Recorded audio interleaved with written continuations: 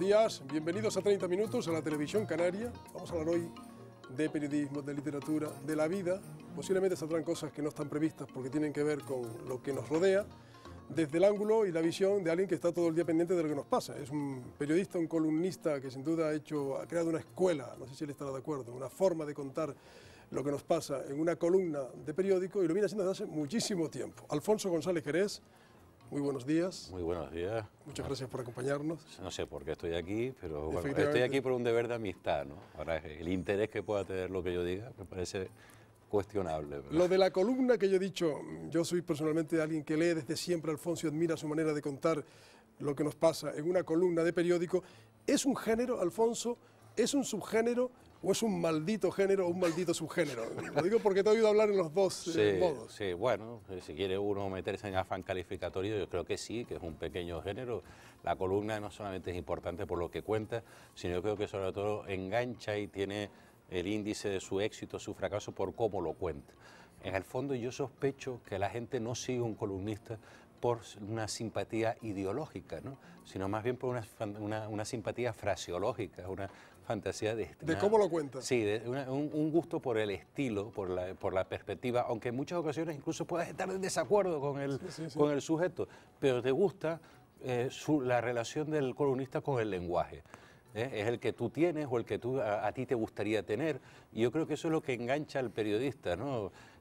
Y al lector con el periodista, no tanto, aunque también tiene una importancia, ¿no? Que coincidas política o ideológicamente con él, ¿no? Sino la seducción verbal que es capaz de poner en marcha, aunque sea un nivel muy modesto, un columnista en un periódico, ¿no? Y eso lo convierte de alguna manera también en literatura. Y tú, que eres un amante del estilo y que se sabe, tus lectores, que te esfuerzas por hacerlo no de una manera cualquiera, sino de una manera determinada, ¿en qué referencias te has también fijado cuando te has puesto a escribir columnas? La verdad que las referencias las vas descubriendo a posteriori, ¿no? Realmente uno no piensa, voy a escribir como fulano, o voy a intentar mimetizar a Mengano. Pero cuando uno empieza a escribir, la mimetización, el afán de imitar y después emular a un escritor es inevitable. Yo tengo mis clásicos, todos tenemos nuestros clásicos, ¿no? Gente a la que algún día me gustaría escribir lejanamente como ellos, ¿no? Desde Josep Pla hasta Manuel Vázquez Montalbán, ¿no? Que son dos registros muy distintos. Distintos, ¿no? Completamente. Muy distintos, sí. Pero que tienen ese sello particular de una visión, errónea o no, pero una visión personal y de un afán estilístico muy concreto, casi programado, ¿no? En el caso del maestro Pla, era conseguir un lenguaje, era el catalán del principios del siglo XX, ¿no? Que fuera accesible, llano, hermoso, presidido siempre por el escepticismo. En el caso de Manuel Vázquez Montalbán era introducir muchos registros lingüísticos y culturales, desde la copla de los años 40 hasta el neomarxismo de los años 70, un discurso capaz de atender a la realidad, ¿no? Esos maestros están ahí. Luego aquí en Canarias pues también hay gente, algunos conocidos, otros muy pocos conocidos, que a uno le impactaron. ¿A quiénes de los conocidos dirías y de los desconocidos, que son también buenos columnistas? ¿Tú recuerdas el principio de 100 años de soledad? No, ¿De Crónica de una muerte anunciada? No, una entrevista que le hicieron a García Márquez, ¿no? Que decía que él se dio cuenta de que podía escribir cuando leyó El principio de la metamorfosis de Kafka. Correcto, sí. Lo cuenta en un libro de conversación, sí. Exacto, y que... y eso le dio ganas de escribir. Gregorio Samsa... Exactamente, se convierte en lo que se convierte en un insecto, ¿no? Y él ahí descubrió que la literatura podía ser en su vida algo viable. Exacto, y pensó, pero si estos son como los cuentos que me cuenta mi abuela, exacto, ¿no? Sí. Pues yo cuando era muy pequeño, más pequeño aún que ahora, recuerdo a leer a Jorge Betancourt en la última página del Diario de Aviso, con un atrevimiento así estilístico y formal que me causaba mucha... Y pensé, bueno, algún día quizás yo pueda escribir columnas. Si a este señor le dejan escribir esto, porque no podría hacerlo yo, ¿no? Después entraste tú por medio de todo. Y Alfonso, y de los desconocidos, de esos que nunca han tenido ninguna Hombre, yo siempre tengo un recuerdo notoriedad por el autor de Santa Cruz Lenuit. Don Francisco Pimentel. Don Francisco Pimentel, que escribía, no era un estilista excepcional, pero escribía curiosamente bien, ¿no? Además tenía adjetivos y tenía formas. Cuando hablaba de la cornucopia de la ciudad, yo decía, bueno, es verdad que llamaba mucho la atención que aquel hombre hiciera aquellos giros. ¿El adjetivo tiene importancia, Alfonso? El adjetivo tiene importancia, sobre todo cuando uno es joven y quiere describir el mundo en cuatro párrafos, ¿no? Al final te das cuenta de que el adjetivo es importante siempre que no pierdas de vista el sustantivo. Cierto. El sustantivo es lo que sostiene realmente la frase, ¿no? Por eso Pla, para volver a los maestros, ¿no?, decía que el peso de la frase tiene que estar en el sustantivo y que una frase siempre es arruinada por los adjetivos, no por los sustantivos, que no había cosa más superflua que decir cielo azul. Mira, el cielo es normalmente azul, solamente cuando esté nuboso pongo un adjetivo. Efectivamente. Pla, ¿no? ¿Y qué es lo adjetivo y lo sustantivo de lo que nos está pasando a nosotros? Bueno, los sustantivos son nuestras responsabilidades, ¿no? Lo adjetivo es las culpabilidades entrecruzadas, ¿no? Claro, tenemos muchas. Yo creo que todo el mundo, individual, colectiva, profesional, académica, empresarial, políticamente, debería asumir su parte de responsabilidad en el diagnóstico y en la solución de los problemas que nos están asfixiando, ¿no? Y no dedicarnos a lanzarnos piedras unos contra otros, ¿no? Eso sin quitar que existan gente que es responsable de una situación y gente que la sufre pasivamente. Eso yo no lo discuto. A mí me parece obsceno eso de que todos somos responsables de la crisis y que los que pidieron una hipoteca tienen que fastidiarse ahora, porque me parece una obscenidad universalizar la responsabilidad, la culpabilidad de la crisis, pero atender a la responsabilidad de cada uno de nosotros en nuestros ámbitos profesionales y vitales y tal, creo que sería importante. ¿Llevarías al banquillo, como hicieron en Islandia, a un jefe, a un político que haya estado antes de la crisis y que por no actuar bien la provocó? Hombre, si ese político conculca la legislación vigente, pues naturalmente que hay que llevarlo al banquillo. Hay que llevarlo al banquillo si se demuestra a través de un proceso judicial la conculcación de la legalidad a cualquiera, porque lo peor que puede extenderse en una sociedad es una sensación de impunidad por parte de los que mandan, no los que gobiernan solamente, sino los que mandan. Sí. Estamos con un periodista, Alfonso González Jerez, que escribe columnas de opinión desde hace muchísimos años. Lo hizo en la Gaceta de Canarias, lo hace en Diario de Avisos, lo hizo en La Opinión, donde tuviste además una función, un cargo de responsabilidad en el periódico. Viste nacer dos periódicos, La Gaceta y La Opinión. Sí. Tú has tenido esa experiencia, que no la han tenido muchos, ¿eh? No he tenido muchos. Dos periódicos, verlos nacer. Estar en la pila bautismal de dos periódicos, ¿no? Uno, al final, ¿sabes?, conservan el acervo. Yo soy una persona alérgica a la nostalgia por forma de ser, pero tengo memoria y recuerdos y afectos volcados, sobre todo al primero de los proyectos, porque es el proyecto con el que uno empieza, ¿no? Lamentablemente la situación ahora es otra. No vemos, 300 periodistas en la calle, según el último sondeo que se ha dado, el censo de la crisis. No vemos bautismos, vemos defunciones, ¿no? Y eso es grave porque nos encontramos con esa triple crisis, ¿no? Una crisis económica y por tanto de ingresos publicitarios, una crisis del modelo de negocio, esto ya no funciona, el modelo de negocio sobre el que se basaban los medios tradicionales no funciona, y una crisis producida por la introducción de las nuevas tecnologías que yo estoy seguro que son y serán más en el futuro beneficiosas, muy beneficiosas para nuestra propia labor informativa, pero que ahora mismo suponen un hándicap para la redefinición de un modelo de negocios del cual podamos vivir todos, ¿no? Hay que cambiarlo, sí. Este invitado que hoy tenemos tiene muchas facetas, no solo escribe en los periódicos, es contertulio habitual de radio, en Canarias Radio Autonómica, fuiste jefe de informativos de Radio Burgado, sí, que te recuerdo además haciendo, ¿era la cafetera con Jaime Pérez Llombet? Con Jaime Pérez Llombet y tal. Bueno, eso fue un experimento fugaz, ¿no? Un paso fugaz porque duró 8 o 9 meses, ¿no? Pero sí, a mí siempre me ha gustado muchísimo la radio. Para mí lo más ajeno de todos es todos estos artefactos que nos rodean. de la televisión. ¿Cómo definirías lo que es? Y le has dado a la palanquita a la que no se le debe dar, así que mientras la subes... Eso me pasa por meterme... Me explico. Alfonso escribe, sobre todo se le reconoce capacidad y calidad para escribir. ¿Cómo transmites luego cuando estás en radio y en televisión, las veces que te llaman también para tertulia? ¿Tú cómo te enfrentas a esos dos medios, la radio y la televisión? Yo, como soy un animal básicamente analógico, yo lo que intento es no escribir como hablo ni hablar como escribo, sino tener este tipo de conversación que estamos teniendo, que tú la haces especialmente grata, claro, y fácil, pues mantenerla en la radio o en la televisión. La gente lo que quiere, yo creo, es menos énfasis, más naturalidad, Sí.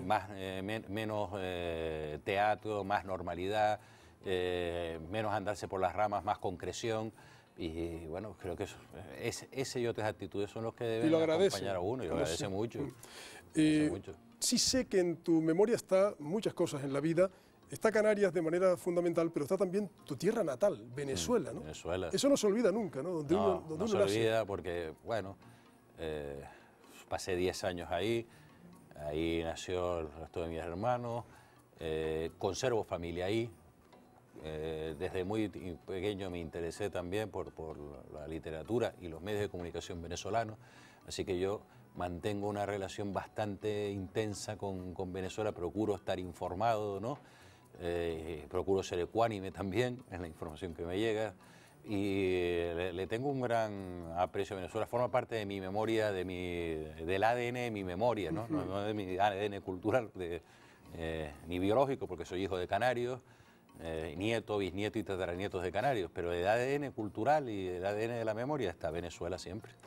Alfonso, ¿es verdad que un terremoto fue lo que decidió que tu familia se viniera? No tanto. Lo que pasa es que un terremoto es una experiencia yo conservo memoria del terremoto de Caracas del año 68. El célebre terremoto, ¿sí? Sí, que fue terrible, hubo 150 muertos en Caracas.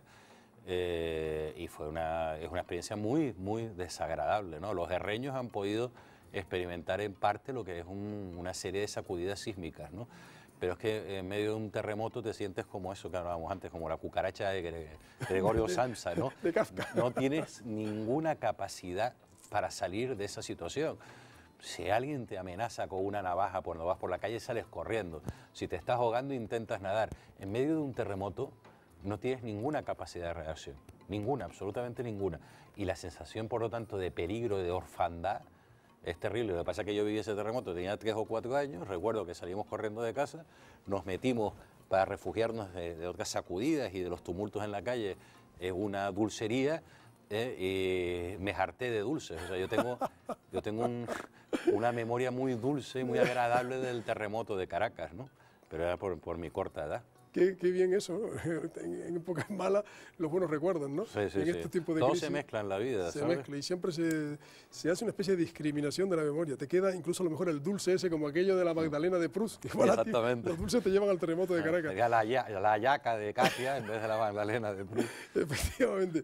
¿Y tú eres consciente, Alfonso, de que con una columna has adquirido un notable poder de influencia social, o dirías ahora que eso es mentira? Eso es una broma, ¿no? Seguro. O sea, ¿tú no te has considerado un nombre propio dentro de lo que son los personajes que marcan corrientes de opinión, que a los políticos les hacen girar la cabeza? Aquí en general, creo, a reserva de que me equivoque, eso no existe. O sea, la influencia de un articulista es ínfima en realidad, ¿no?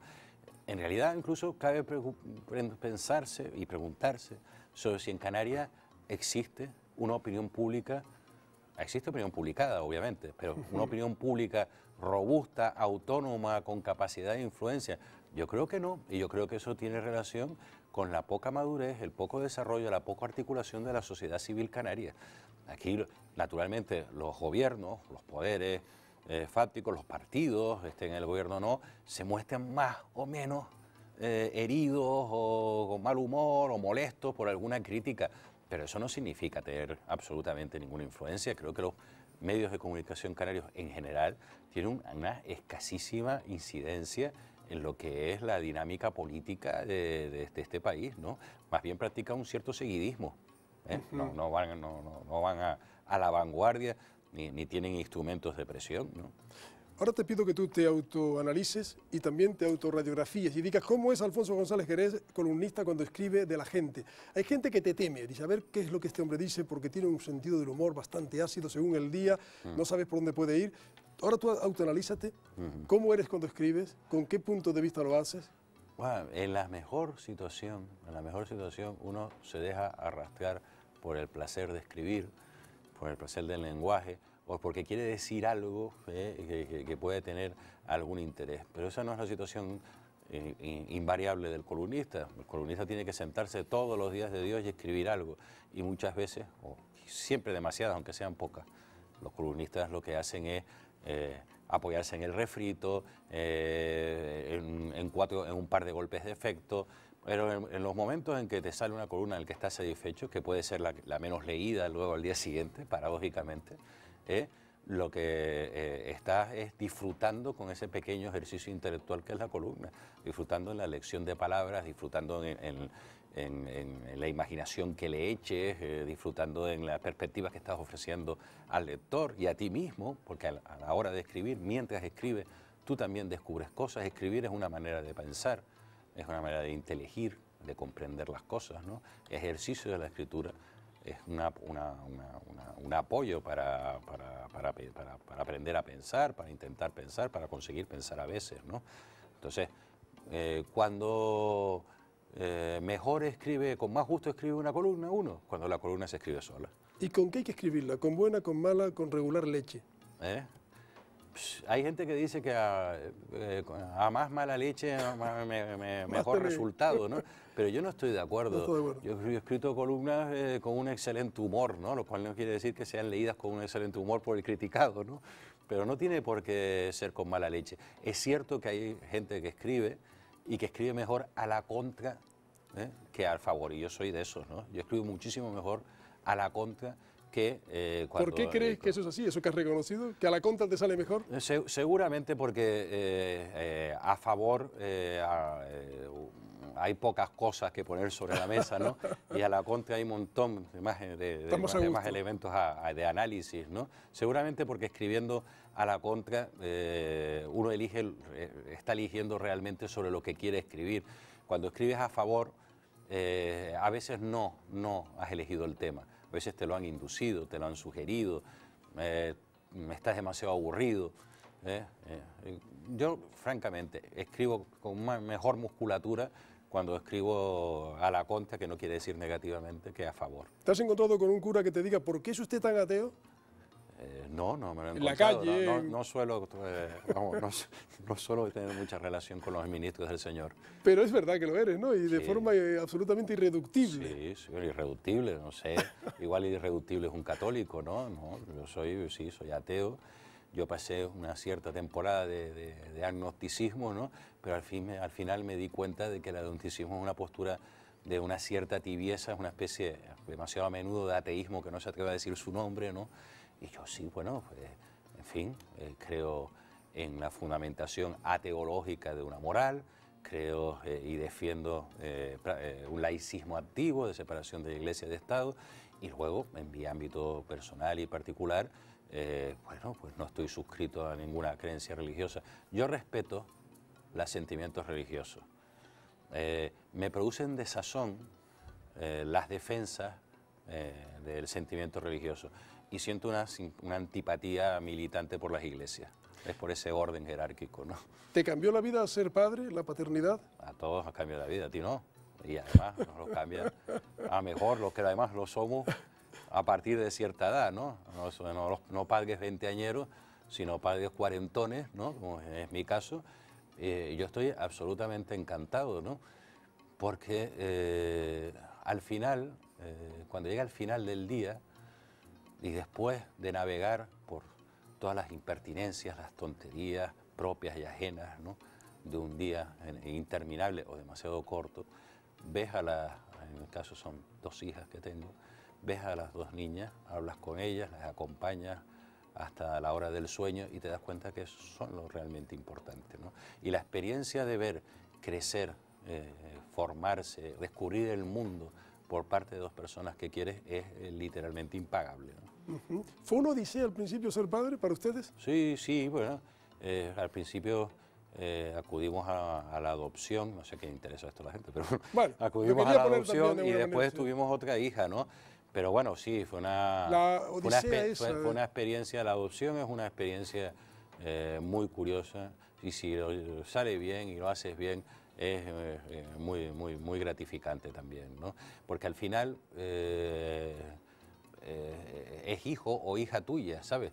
Es relativamente indiferente el hecho biológico. Es que lo olvidas y lo tienes presente porque hay que ser prudente, pero en la vida cotidiana lo olvidas absolutamente. Alfonso, ser padre para, en fin, un joven todavía periodista significa, como has dicho, un cambio de naturaleza sideral, de cómo se ve la vida.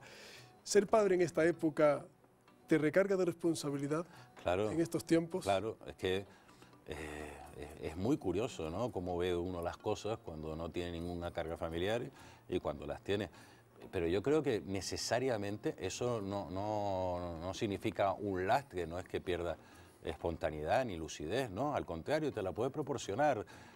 Una cosa es, ¿sabes?, la alegre redacción, ¿te acuerdas de la redacción de la Gaceta? Que terminábamos a las 11 de la noche y nos íbamos por ahí de picos pardos hasta amanecer. Eso cansa también. Y después, claro, y después te ibas a la rotativa, me acuerdo, con ir con a ver salir la el rotativa, a ver salir. Hay que ser huevón, ¿no? A ver salir el periódico y tal. Y una cosa es eso, y otra cosa es saber que tienes unas responsabilidades, una serie de personas que dependen de ti, ¿no? Y la verdad que con lo que se nos viene encima, lo que se avisora, esa preocupación llega a convertirse en un franco temor, ¿no? Porque nos esperan años muy duros.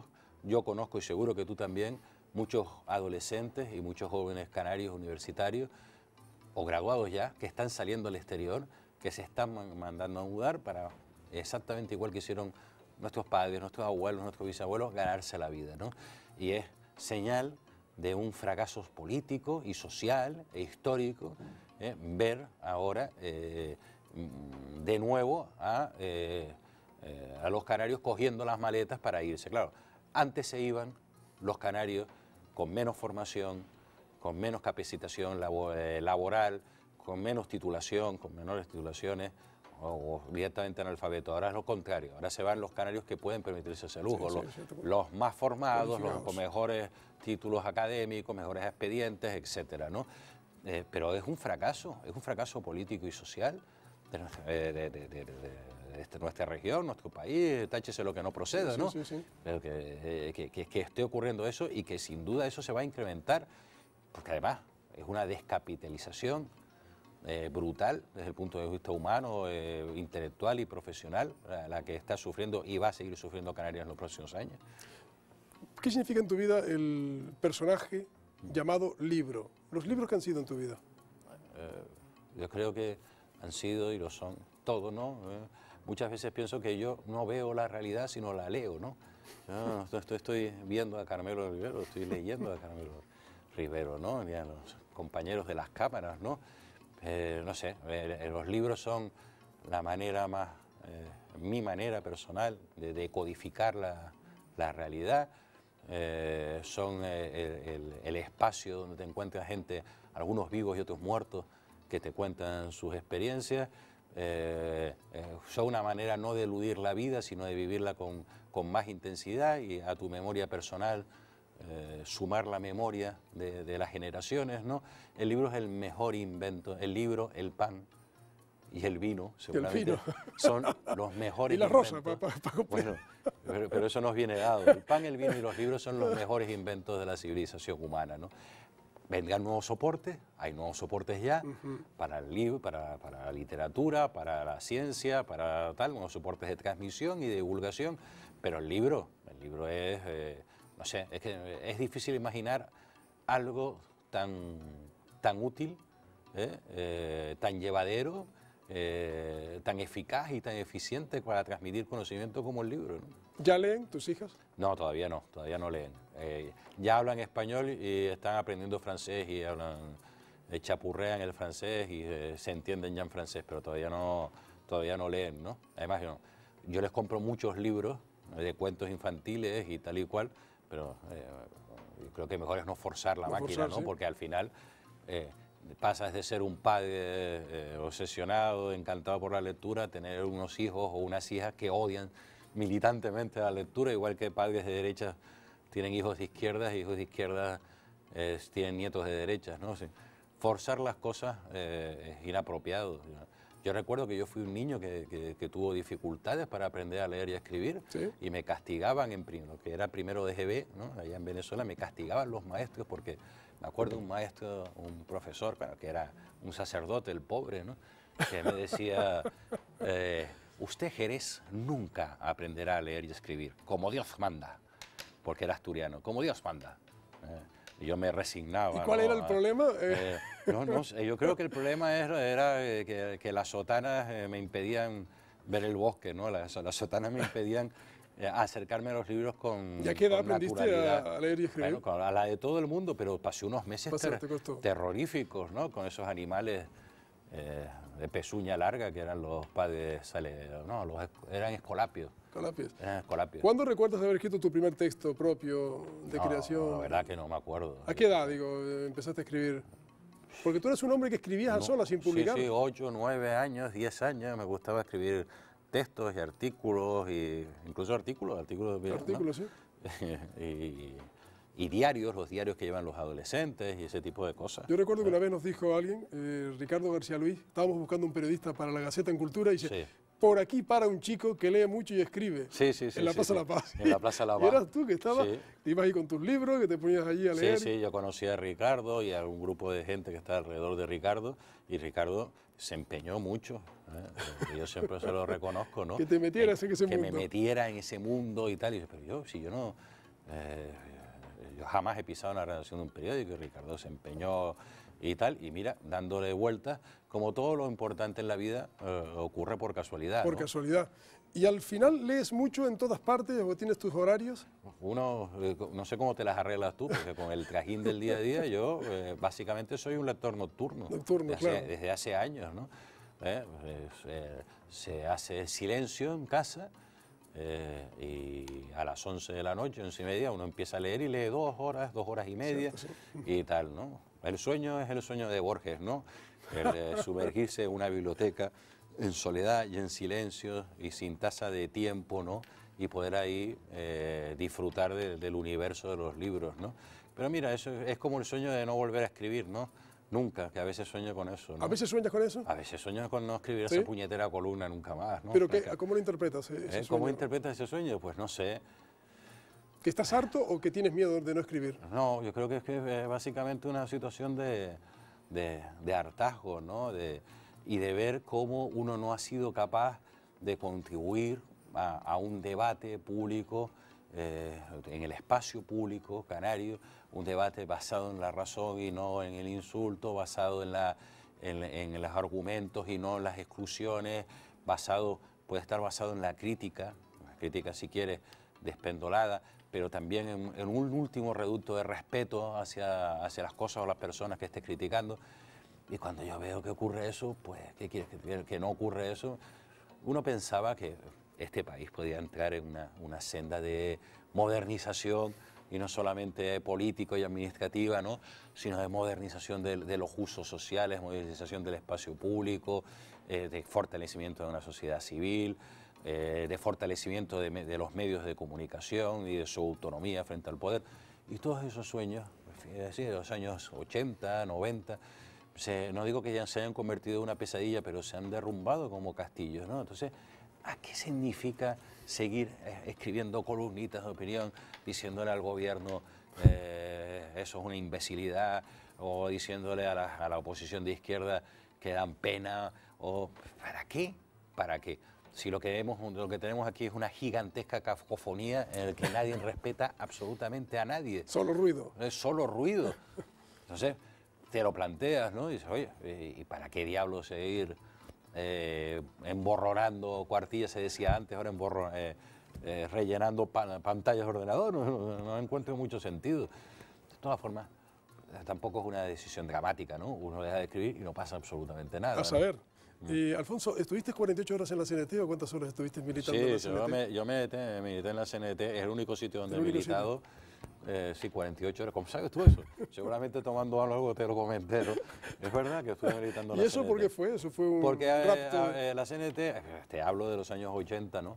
Organizaba unos extraños talleres basados en divulgando el pensamiento, que no es tal, de Wilhelm Reich, ¿no? E incluían unas sesiones de masaje que daban dos chicas que eran preciosas, ¿no? Para supuestamente despertar las radiaciones del orgón, que era una especie de espíritu, que Wilhelm Reich, el loco ese, creía que desprendían los seres humanos, una especie de energía, ¿no? Y las chicas eran tan guapas que decidí militar en la CNT. O sea, hasta esa frivolidad he llegado yo con la izquierda, lo digo para que si alguien quiere achucharme con eso, ¿no?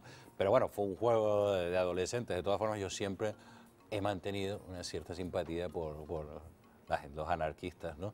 Porque hay un hilo rojo central, ¿no? Que es la desconfianza hacia los gobiernos y las burocracias, ¿no? Sí, que se nota en tu estilo también, tu línea argumental. Se nos va el tiempo, lamentablemente. Yo estaría hablando con Alfonso muchas horas. Me queda solo una cosa pedirte, porque columnista, en fin, hombre de prensa, periodista, escritor, pronto. ¿Cuándo saldrá tu novela? Esa novela inédita que tienes. Yo quiero sacarla el año que viene, antes de que, según los mayas, desaparezca el mundo. Sería muy triste, ¿sabes?, quedarse inédito por culpa de los mayas. Bueno, o de la gandulería editorial, ¿no? Yo quiero sacarla el año que viene. ¿Ya la tienes terminada? Sí. ¿Sobre qué es? Incluso revisada. ¿Y la novela sobre qué es, ya brevemente? La novela sobre qué es, intenta demostrar, desarrollando dos planos narrativos distintos, ¿no?